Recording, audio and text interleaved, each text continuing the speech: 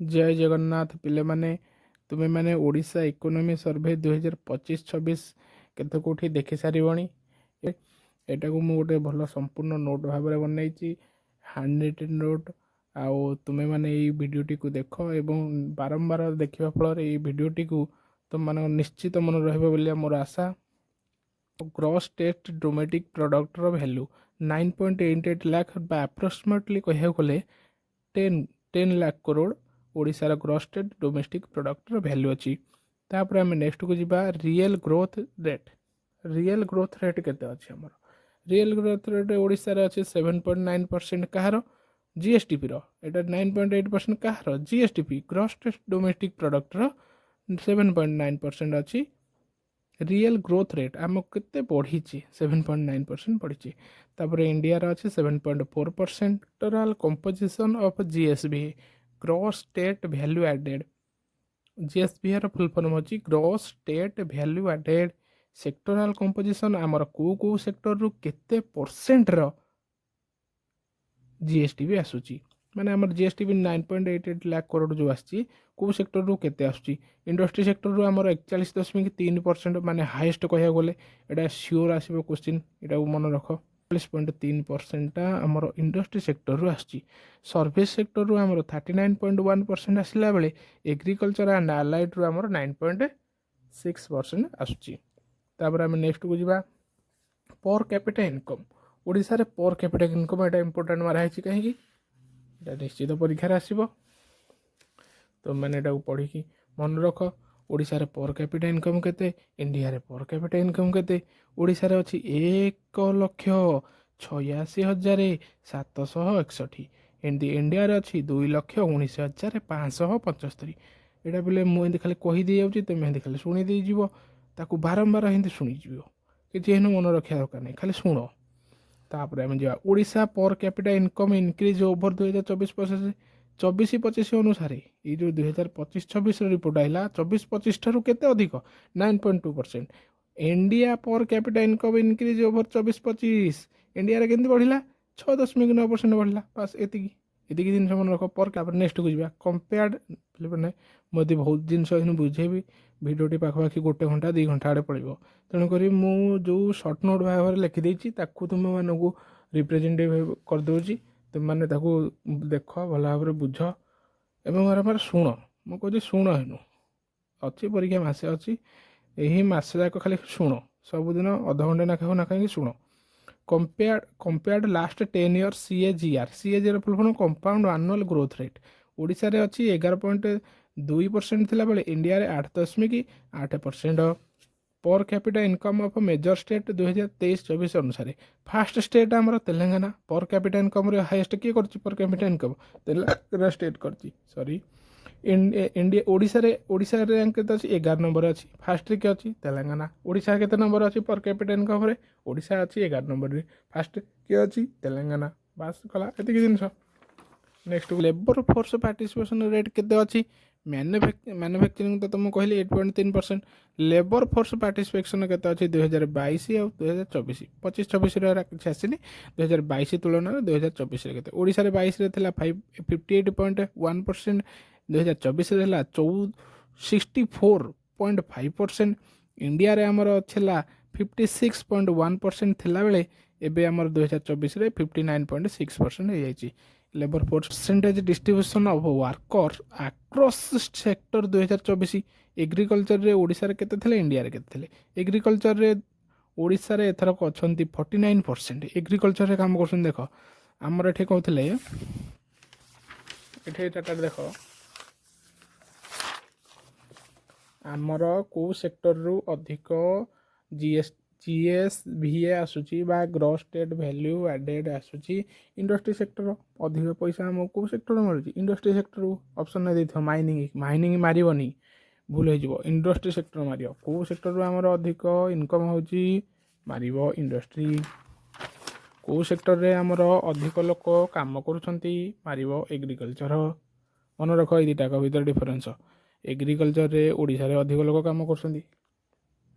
तापर आमर service sector देखा सर्विस सेक्टर रे आमर ओडिशा रु 24% काम कला बेले भारत रे आमर 30% 30% लोक काम कर इंडस्ट्री सेक्टर देखा इंडस्ट्री सेक्टर 27% काम कला बेले 25% काम कर इंडिया तापर आम जा next female labour force participation महिला माने केते लेबर भाव में कम कर 37.6% काम कला बेले इंडिया रे सॉरी ओडिशा रे 2022 तुलन में 37.6% काम करते 2024 48.7% काम कर बढ़ी इंडिया से 39.9% सॉरी 33.9% एंड 2024 40.3% काम कर फीमेल लेबर नेक्स्ट आम जा percentage distribution of female workers across sector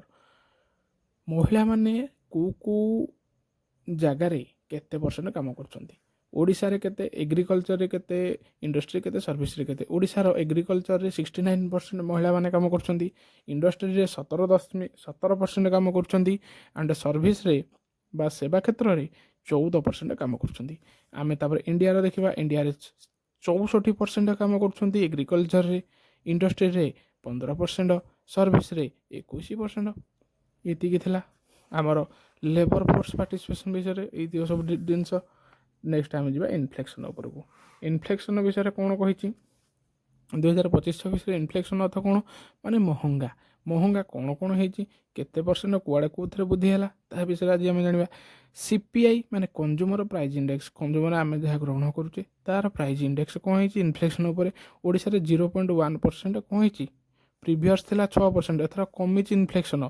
0.1% Etah important मारिक रख एटा पड़ो परीक्षा ओडिशा रे 0.1% कंज्यूमर प्राइस इंडेक्स इनफ्लेक्शन होती प्रिवियस थिला 6% बहुत महंगा थिला एथरक इकोनॉमी आमको देखे जे 0.1% इनफ्लेक्शन है माने केते कमी देख 6 रु डाटा 0.1% कमी सॉरी 1% कहली 0.1% अच्छी 6% रु 0.1% माने 5.9% कमी जाइए डाटा कमोडिटी वाइज इनफ्लेक्शन कौन होती ऑयल एंड फैट्स रे कौन होती ना प्लस 19.4% कमोडिटी वाइज इनफ्लेक्शन होती भेजिटेबल माइनस 19.4% एटा मन रखिया सहज ऑयल फैट रे प्लस 19.4% भेजिटेबल माइनस 19.4% तापर डेप्ट पोजिशन डेप्ट उधार आम कौन पोजिशन रखीचे ओडिशा रे डेप्ट टू जीएसडीपी रेशियो 13.6% आम उधारी आमर जीएसडीपी केते रेशियो रे आम जो उधार वर्तमान आम जो करजरे चलुचे ओडिशा जो वर्तमान करजरे चलुची ताहार जीएसडीपी केते परसेंट करजरे चलुची 13.6% करजरे आम वर्तमान अच्छे आम जीडीपी सॉरी जीडीपी जीडीपी कहले आमर एटा टोटाल इंडिया रे आसीबो हरी जीएसटीपी कहले सब स्टेट मानकर आसीबो एफआरबीएम माने fiscal responsibility budget management limit होची 25% किंतु आम डेप्ट रे आम 13.6% अच्छे जहाँकि भल कह गले 25% मैक्सिमम 25% ऊपर गले खराब कहती एफआरबीएम गोटे लिमिट थाए से लिमिट 25% आम तले तार अच्छी 13.6% ओडिशार एफआरबीएम लिमिट ठारू 11.4% कम रखी जहाँकि एक बहुत बढ़िया यहाँ पढ़ार चान्सेस अच्छी यहाँ हुए तुम्हें मैंने भूल ना भल भाव में घोष नेक्स्ट आम आगू जा जा interest payment to revenue received आम लाभर केते प्रतिशत आम सुध देउचे जो आम करज करचे तापे तो सुध देवाक पड़ो ना एमंग मेजर स्टेट 2.8% माने ओडिशा कौन करुच्ची सुध अल्प दौची क्या सब हाएस्ट कह हाई बर्डन ये देख हाई बर्डन पंजाब केरल एम समस्ते बहुत करज कर बहुत सुध दौरान ओडिशा किंतु करजरे ओडिशा किंतु 2.8% कौन सुधरे जाउछि आम जीएसटीपी 2.8% आम सुध दौचे ये जिन तो बुझार आगे जा fiscal deficit to GSDP ratio आमर फिस्काल डेफिसिट एटा गोटे इंपोर्टेंट मन इंपोर्टेंट फिस्काल डेफिसिट पचारदेव जीएसटीपी फिस्काल डेफिसिट केते सुधर आम बाकिया केते अच्छे 3.5%। 3.5% fiscal deficit 3.5% fiscal deficit 3.5%। Revenue surplus आमर रेवेन्यू सरप्लस केते अच्छी 3.2%।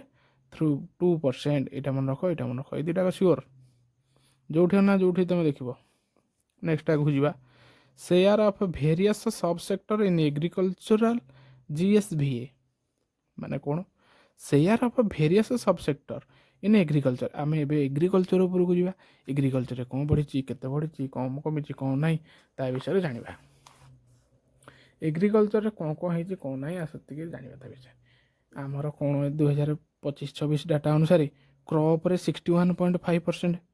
लाइफ स्टॉक वृद्धि होती सब लाइफ स्टॉक 13 सॉरी वृद्धि हो कौच ये आमर एति परसेंट अच्छा रेवेन्यू दौरान रेवेन्यू सॉरी रेवेन्यू कहली share of various sub sector in agriculture GSVA gross state value added crop रे आमर 61.5%। लाइफ स्टॉक रे 13.7%। फॉरेस्ट रे लॉगिंग फॉरेस्ट एंड लॉगिंग रे 13.4%। फिशिंग एंड एक्वाकल्चर रे 11.3% जहाँकि आमर ग्रोथ है प्रीवियस ईयर एटा 5.1%। ए लाइफ स्टॉक रे 4.7%।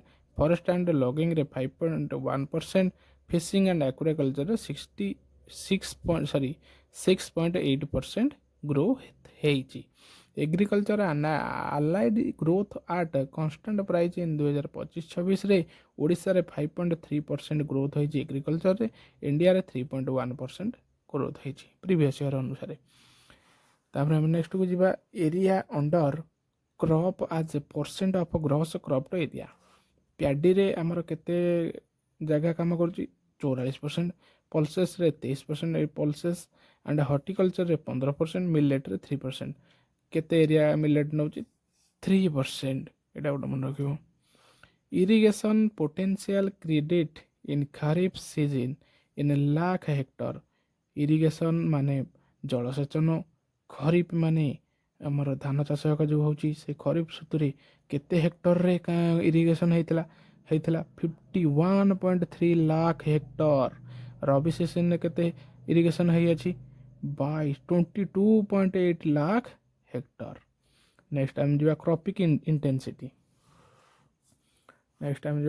Intensity what is cropping intensity number of crops raised on the same field within an agricultural year representing the efficiency of land utilization increase due to expansion in irrigation facilities 2024-25 165% increase ହେଇଛି irrigation facility आमर irrigation रे बढ़िया income माने increase करिछि Odisha irrigation facility 165% growth करछि। तापर milk production increase at a CAGR of 3.4% 2020-21 and 2024-25 अनुसार milk production 3.4% वृद्धि करछि। टोटाल मिल्क प्रोडक्शन केते हमर 27.1 lakh metric tonne milk production एटा पचाई दे पारे important. Total milk production 27.1 lakh metric tonne. Per capita availability of milk in per gram day increase but remains below national level India रे हमर 485 ग्राम डे दिन को ओडिशा रे 159 ग्राम डे दिन को। नेक्स्ट टाइम जिबा नेक्स्ट पेज रे कोन अछि वीडियो टी बड़ हो मु आउ माने अधिक समय नष्ट करिया चाहूनी जहाँकि नोट भाव में लिखिदेजी मु कही दी जाऊँ तुम्हें मैंने बारंबार शुण मन रख मुझे नोट टी नाक चाहब PDF भाव में तुमको टेलीग्राम ग्रुप में देदेवी। एग प्रोडक्शन में आमर 406.1 करोड़ रही। पर capita availability of egg India रे 106 नंबर पर आनम रे होची एंड ओडिशा रे 84.8 84 नंबर पर आनम रे industry gross value added growth rate Odisha 6.4%, India 6.2%। Industry क्षेत्र में share of various sub sector manufacturing रे आमर केते manufacturing share of various sub sector industry क्षेत्र में मैन्युफैक्चरिंग 45.64%, कंस्ट्रक्शन रे 23.26%, माइनिंग रे 23.09%, and for electricity, gas and other utility service रे 8.01%। Industry sub sector GVA gross value added growth construction Odisha रे 9.4%, India रे 7%। मैन्युफैक्चरिंग रे number of enterprises total output केते दउची एम्प्लॉयमेंट केते काम करछंती ऑर्गेनाइज सेक्टर एंटरप्राइज ऑर्गेनाइज रे केते ऑर्गेनाइज आ गोटे अनऑर्गेनाइज गोटे ऑर्गेनाइज काम करूची गोटे अनऑर्गेनाइज भाबरे काम करूची कौन है ऑर्गेनाइज सेक्टर रे कौन ऑर्गेनाइज सेक्टर रे नंबर ऑफ एंटरप्राइज अच्छी 3281 टोटाल आउटपुट हमर दउची केते 5.2 लाख करोड़ एम्प्लॉयमेंट केते काम करछंती 3.7 लाख वर्कर अनऑर्गेनाइज सेक्टर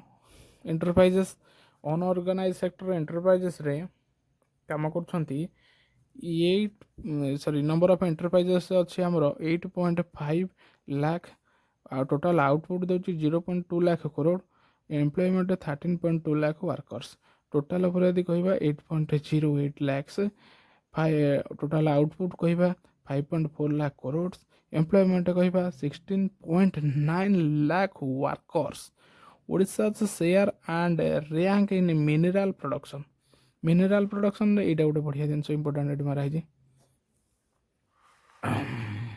देखिबा Odisha share and rank in mineral production mineral को मिनरल रे केते केते रैंक आ परसेंट केते परसेंट शेयर करछि इंडिया तुलन रे percent share compare to India chromite रे आमर प्रथम अच्छी 100% दउछि बॉक्साइट रे प्रथम अच्छी कोडे इंडिया रे 72.7%, आयरन ओर रे फास्ट अच्छी 55%, कोल रे अच्छी फास्ट 26%, मैंगानीज रे फोर्थ स्थान अच्छी 16% दउ अच्छी शेयर। नेक्स्ट आम आगु जीवा road length of Odisha rural road केते अच्छी 1,07,562 किलोमीटर स्टेट हाईवे अच्छी 4,094 kilometre national highway 5,884 kilometre railway length अच्छी 3,243 किलोमीटर 2024 डाटा अनुसार यहाँ सब 2025-26 डाटा अनुसार number of passenger travel by railway Odisha केते लोक रेलवे सबुदिन यात्रा करते 9.4 करोड़ लोक सबुदिन रेलवे सबुदिन नुह तो 9.4 लोक करोड़ टोटाल ओडिशार रेलवे यात्रा करछंती। तापर आम आगु जा डेवलपमेंट ऑफ अर्बानाइजेशन रेट 2036 रे 40% एंड 2047 रे 60% डेवलपमेंट अर्बानाइजेशन हम बोली आशा कराई। Bhubaneswar Cuttack Puri Paradip economic region population अच्छे 9.2 मिलियन जहाँकि total population 17%, contribution to GDP 18.8%, GDP माने टोटाल आम भारतर जीडीपी रे 18.8% भुवनेश्वर कटक पुरी पारादीप इकोनॉमिक रीजन देउछि। GDP per capita USD 2,419, workforce 4.13 million बा 17%। मेजर रोड प्रोजेक्ट कौन कौन आम रही capital region ring road 432 kilometre, outer region road 148 kilometre, inner ring road ring road outer ring road 148 kilometre, inner ring road 65 kilometre. Airport propose Paradip airport देख पे मैंने आमर Kaut airport हम पारादीप हम टोटाल पैसेंजर 48.3 लाख लोक ଯିବା ଆସିବା ହେବେ। Number of district domestic flight from Odisha connecting different cities in India increase from 30 cities and 4 international destination. ଆମର ସବୁ ଯେଉଁ ବିମାନ ଚଳାଚଳ ହେଉଛି ତାହା 30ଟା ଦେଶକୁ ବୃଦ୍ଧି ପାଇଛି ଏବଂ 4ଟା ଇଣ୍ଟରନ୍ୟାସନାଲ୍ 30ଟା ଆମର ରାଜ୍ୟକୁ ଆମର 30ଟା ବିମାନ ଚଳାଚଳ ହୋଇପାରୁଛି ବଢ଼ିଛି ଏବେ ଏବଂ 4ଟା ଦେଶକୁ ଡେଷ୍ଟିନେସନ୍କୁ ବାହାର ଇଣ୍ଟରନ୍ୟାସନାଲ୍ ଡେଷ୍ଟିନେସନ୍କୁ ଯାଉଛି। ପୋର୍ଟ ଲେଡ୍ ଡେଭଲପମେଣ୍ଟ ହେଇଛି 575 kilometre long coastline. Port ମାନେ ବନ୍ଦର କ'ଣ development 575 kilometre long coastline ଅଛି। 14ଟା identified port location. Next 1 major and 2 major port Paradip Dhamra Gopalpur. Capacity enhancement currently 200+ metric million tonne annum ଥିଲା ଯାହାକି ବର୍ତ୍ତମାନ ବୃଦ୍ଧି ହୋଇ 300 ବୃଦ୍ଧି ହୋଇ 500+ million metric tonne per annum 2047ରେ ହେବ ବୋଲି ଆଶା କରାଯାଇଛି। ବର୍ତ୍ତମାନ 200+ ମେଟ୍ରିକ୍ ଟନ୍ ପାରାଦୀପ ଉଠାଇ ପାରୁଛି। ନେକ୍ସଟ ଆମେ ଆଗକୁ ଯିବା, ବହୁତ ଲେଟ୍ ହୋଇଗଲାଣି, ଭିଡ଼ିଓ ଲମ୍ବା ହୋଇଗଲାଣି। ଟୋଟାଲ ନ୍ୟାସନାଲ୍ ୱାଟରୱେ ଆମର ଓଡ଼ିଶାରେ କେତେଟା ନ୍ୟାସନାଲ୍ ୱାଟରୱେ ଅଛି? 6ଟି। Shipbuilding and repair at Mahanadi riverine port. Mahanadi riverine port shipbuilding and repair. Ship ଆମର କେଉଁଠି ସବୁ ରିପେୟାର ହେବ ତିଆରି ହେବ? ମହାନଦୀ ରିଭରାଇନ୍ ପୋର୍ଟରେ। Demographic and social development working ଏଜ୍ରେ 2026ରେ ରହିବେ ଆମର ୱାର୍କିଂ ଏଜ୍ 2036 ସୁଦ୍ଧା 69.4% ରହିବେ। ୟଙ୍ଗରେ କାମ କରିବେ କରୁଛନ୍ତି ଏବେ କରୁଛନ୍ତି ୱାର୍କିଂ ଏଜ୍ 2036ରେ ୱାର୍କିଂ ଏଜ୍ ଏତିକି ରହିବ। ୟଙ୍ଗରେ ବର୍ତ୍ତମାନ କାମ କରୁଛନ୍ତି 18.9%। ଏଲ୍ଡରଲି କାମ କରୁଛନ୍ତି 11.9%। ଟୋଟାଲ ପପୁଲେସନ୍ 2036ରେ 4.9 କରୋଡ଼ କ'ଣ କରିବେ? ସୋସିଆଲ ଡେଭଲପମେଣ୍ଟରେ କାମ କରିବେ। ପରଫର୍ମାନ୍ସ ଗ୍ରେଡ୍ ଇଣ୍ଡେକ୍ସ ପରଫର୍ମାନ୍ସରେ ସବୁଠୁ ହାଏଷ୍ଟ ଅଛି ପଞ୍ଜାବ, ସେକେଣ୍ଡରେ ଗୁଜୁରାଟ, ଥାର୍ଡ଼ରେ ଆମର ଓଡ଼ିଶା ଭଲ ପରଫର୍ମାନ୍ସ ଦେଖେଇଛି, 3rd ନମ୍ବର ପାଇଛି। Improvement in child health in Odisha and India. ଓଡ଼ିଶାରେ ଆଉ ଇଣ୍ଡିଆର ପିଲାମାନଙ୍କର ହେଲ୍ଥର କଣ୍ଡିସନ୍ କ'ଣ ରହିଛି? ନିଓ ନାଟାଲ୍ ମୋର୍ଟାଲିଟି ରେଟ୍ ମାନେ ଯେଉଁ ଛୋଟ ଛୋଟ ପିଲା ଜନ୍ମ ହେଲେ ଷ୍ଟାର୍ଟିଂରୁ ଜନ୍ମ ହଉ ମରିଯାଉଛନ୍ତି। ଓଡ଼ିଶାରେ 21 ଜଣ ମରୁଛନ୍ତି। 1000ଟି ପିଲା ଜନ୍ମ ହେଲେ 21ଟି ପିଲା ମରୁଛନ୍ତି। ସେମିତି ଇଣ୍ଡିଆରେ 1000ଟି ପିଲା ଜନ୍ମ ହେଲେ 19ଟା ପିଲା ମରୁଛନ୍ତି। ଇନଫାଣ୍ଟ ମୋର୍ଟାଲିଟି ହେଲା 28 ଦିନ ପରେ ଜନ୍ମ ହେଇଗଲା, 28 ଦିନ ପରେ କେଉଁ ପିଲାଟି ମରିଯାଉଛନ୍ତି, କେଉଁ ପିଲା ମରୁନାହାନ୍ତି, ଏଇସବୁ ତାର ଗୋଟେ ଡାଟା। ମୋର୍ଟାଲିଟି ରେଟ୍ 30ଟି ପିଲା ମରୁଛନ୍ତି 1000ଟି ପିଲାରେ, 25ଟି ପିଲା ମରୁଛନ୍ତି 1000ଟି ପିଲାରେ। କେଉଁଠି? ଇଣ୍ଡିଆରେ। ଓଡ଼ିଶାରେ 30ଟି, ଇଣ୍ଡିଆରେ 25ଟି। ଅଣ୍ଡର 5 ଇୟର୍ ମୋର୍ଟାଲିଟି ରେଟ୍ 5 ବର୍ଷରେ କେତେ ମୃତ୍ୟୁହାର? ଓଡ଼ିଶାରେ 35 ଜଣ ମରୁଛନ୍ତି 1000ଟିରେ, ଇଣ୍ଡିଆରେ 29 ଜଣ ମରୁଛନ୍ତି 1000ଟି ପିଲା ଜନ୍ମ ହେଲେ। ଏତିକି ଥିଲା ଆମର ଓଡ଼ିଶା ଇକୋନୋମି, ଯାହାକି ସମାପ୍ତ ହୋଇଯାଇଛି। ଆଉ ପିଲାମାନେ ରହିହେଉଛି। ଜୟ ଜଗନ୍ନାଥ।